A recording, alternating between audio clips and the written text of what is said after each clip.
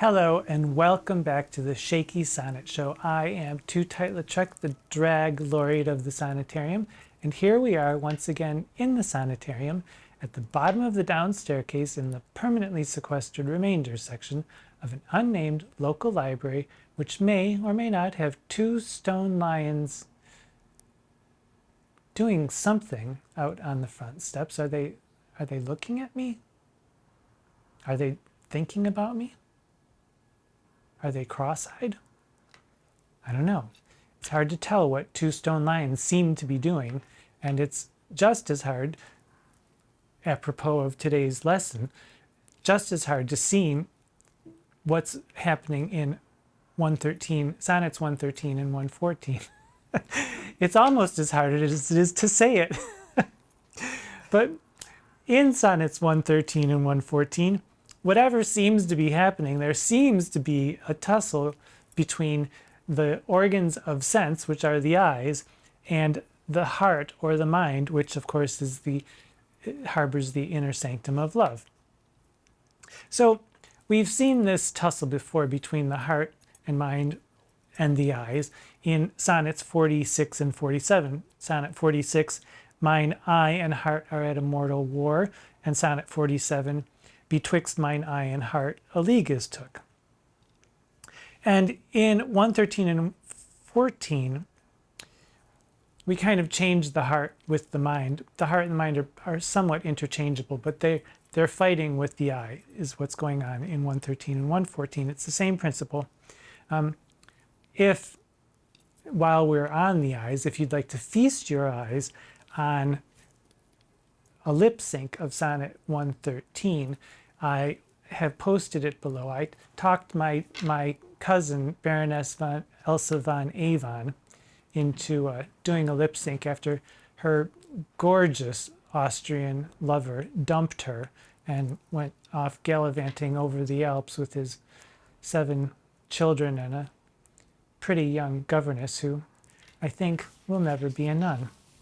But in any case, she's done a wonderful job with this lip sync of Kathleen Turner reading Sonnet 113, so feast your eyes on that below. I won't fritter away any more time. We'll get right into Sonnets 113 and 114, and here is Sonnet 113. Since I left you, mine eye is in my mind, and that which governs me to go about doth part his function and is partly blind. Seems seeing, but effectually is out. For no form delivers to the heart of bird, of flower, or shape which it doth latch. Of his quick objects hath the mind no part, nor his own vision holds what it doth catch. For if it see the rudest or gentlest sight, the most sweet favour or deformedst creature, the mountain or sea, the day or night, the crow or dove, it shapes them to your feature. Incapable of more, replete with you, my most true mind thus maketh mine eye untrue. So, first quatrain, since I left you. Okay, since I left you, hold on. What is happening here? Is this a since I left you, I've gone on a business trip and we're physically apart distance-wise? Or is it a figurative since I left you? Maybe they've split. Maybe one or the other is out catting around town, or maybe they're referencing the fact that there has been a sexual straying here or there. And since I left you, that's how it starts. Since I left you, mine eye is in my mind, and that which governs me to go about doth part his function and is partly blind, which is quite a nice line, part and partly. You can't tell, is it the mind that's in control here, or is it what I see that's in control here? There are all these like crisscrossing chiasmic switcheroos coursing all through this sonnet, and the fourth line, seems seeing, encapsulates exactly the whole nature of this sonnet. Seems seeing may not actually be what I am seeing, and what I am seeing may seem to be something else. Does my eye see what I think it sees? or do I think with my eyes? And what is this his in line 3? Doth part his function and is partly blind. Does the his refer to the eye? It seems to be at first, but then also it could be the mind as we go along. And Booth actually notes quite a few linguistic chiasmic or crisscrossing patterns throughout the poem, one of which is in the second quatrain. If at the beginning of each line there's for it no form delivers to the heart. For, of, and nor form a rhyme scheme of A, B, B, A, crisscrossing, crisscrossing, right at the very beginning of the line, which is quite nice and quite tricky. You know, our Shakespeare has quite a few things up his sleeve. So the second quatrain is, for no form delivers to the heart. Apparently the eye sees something and delivers that form to the heart, what it sees, of bird, flower, shape, which it doth latch. The 1609 quarto has lack, but most editors change it to latch because it does rhyme with catch in line 8.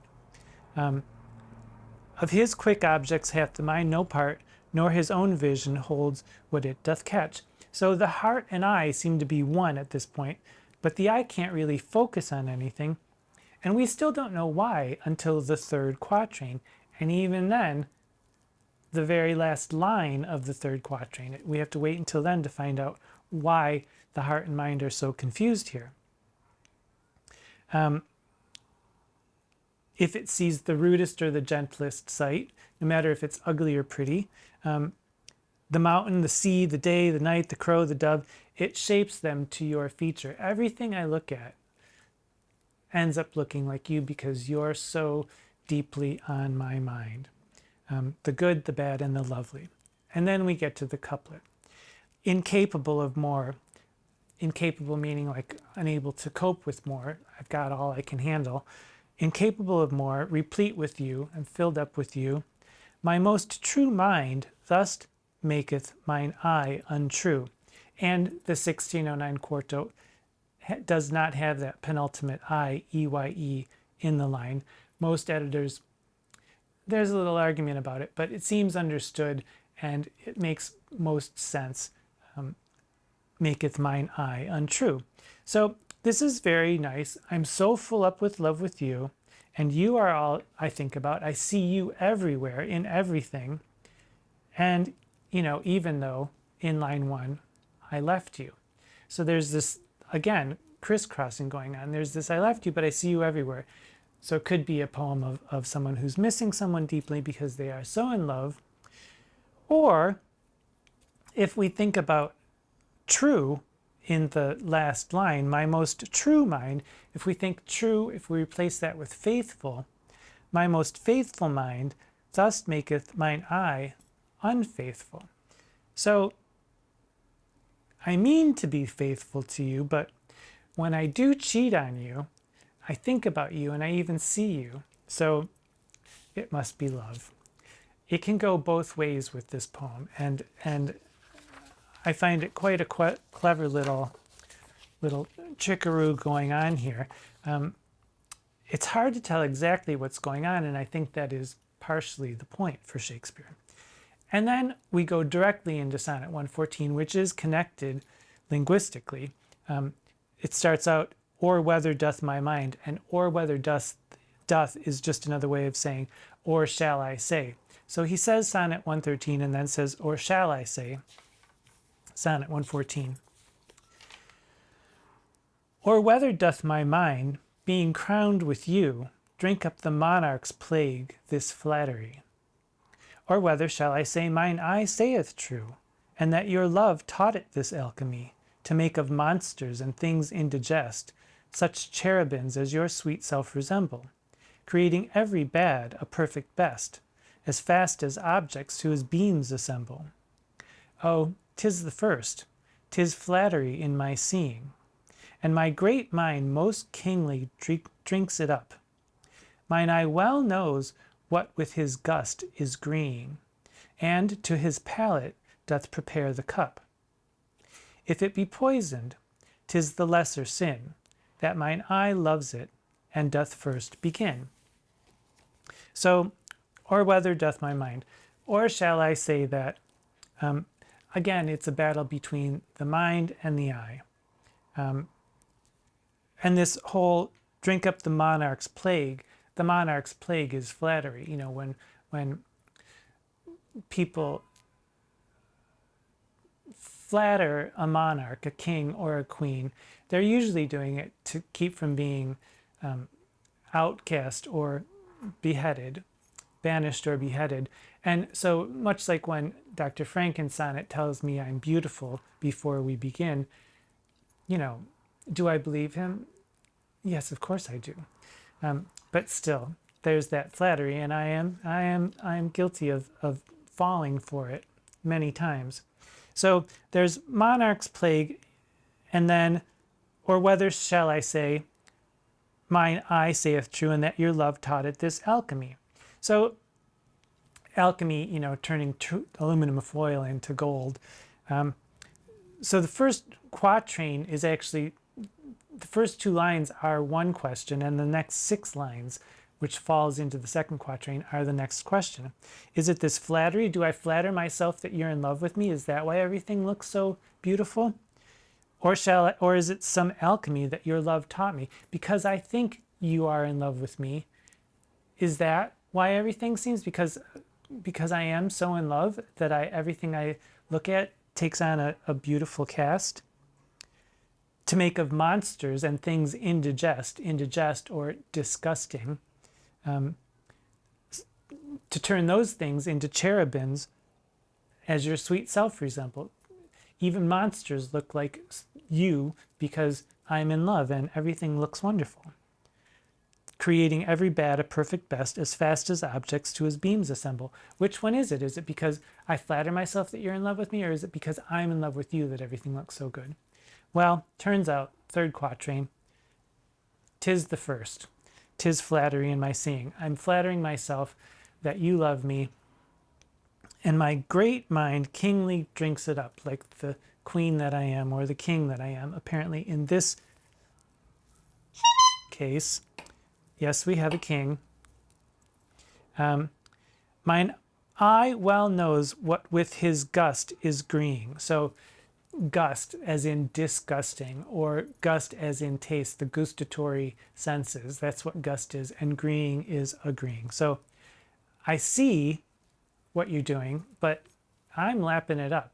Set that chalice of wine, flattery, right in front of me, and I will drink it to the dregs, because I don't care. I love being flattered, and I love thinking that you may be in love with me. And if it be poisoned, if this is wrong, okay, then it's wrong. I don't care. If it be poisoned, 'tis the lesser sin, that mine eye loves it, and doth first begin. So bring it on. Bring on the flattery. I will convince myself that you're in love with me. Everything looks wonderful as a result of it. Even if it's a trick and you don't really love me, I'll stay with you as long as I can. Now, because there's this tussle between the eye and the mind, and this philosophical thing of whether it's the heart or the mind or the eye that's driving our passions or controlling how we work, Stephen Booth finds this a bit tiresome, to say the least. He says of Sonnet 114 that Sonnet 114 is a poem that is always in danger of being dismissed as fancy work because it makes its reader uncomfortably conscious that the poem is an inevitably barren, self-consciously cute, basically frivolous exercise in intellectual ingenuity. Ouch, Stephen Booth. I, however, disagree. I think it's masterfully, indubitably duplicitous in the most effective and affecting way, and it also sounds pretty good. If we have come to know anything about our narrator, duplicity is the order of the day, and this poem is quite a nice thing. It's an attempt. The previous four poems, 109, 110, 111, and 112, we saw what was going on. There was some trouble, there has been some cheating, there has been some excusing, some mansplaining going on about why this is such a thing. 113 and 114, maybe gaslighting, but it's setting up a nice little smoke screen. It's a sweet smelling smoke screen, and it actually kind of works, or could on the surface. So is there a male or a female? Kingly, yes. And taken in isolation, there isn't any way to be sure that, well, taken in isolation, it could apply to either a male or a female. But we're at the point, after 114 sonnets, where we've seen that these are love sonnets from one male to one or more other males.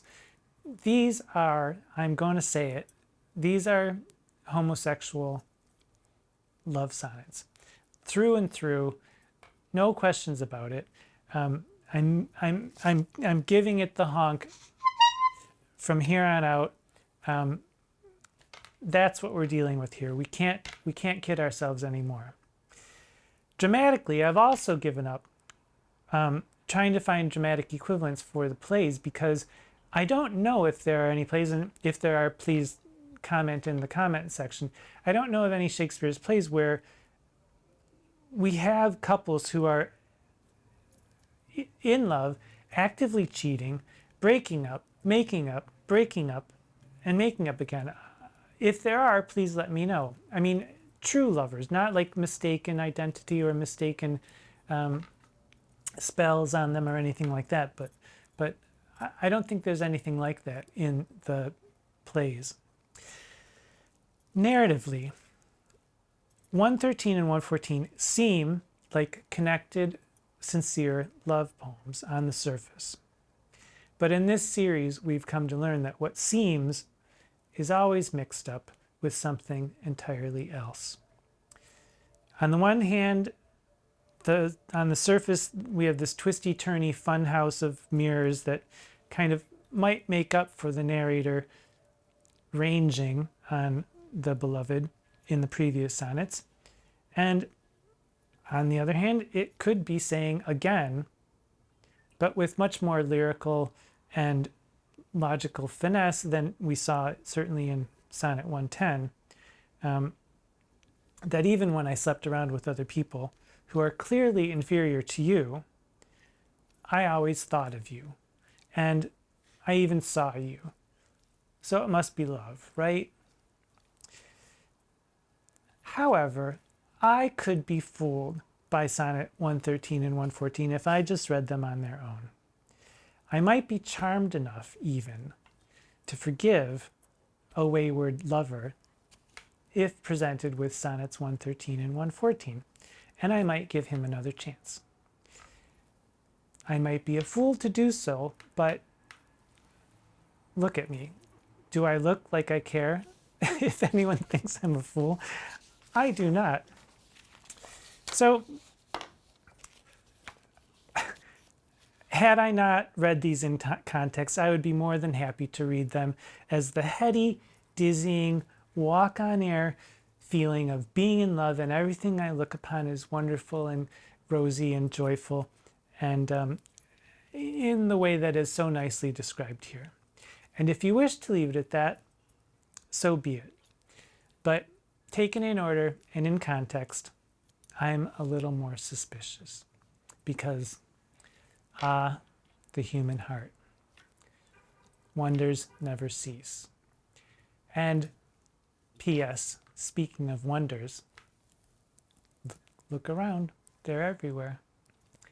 It's our duty and our privilege to pay attention to those wonders. Until next time, I am Tootight Lautrec. Mwah.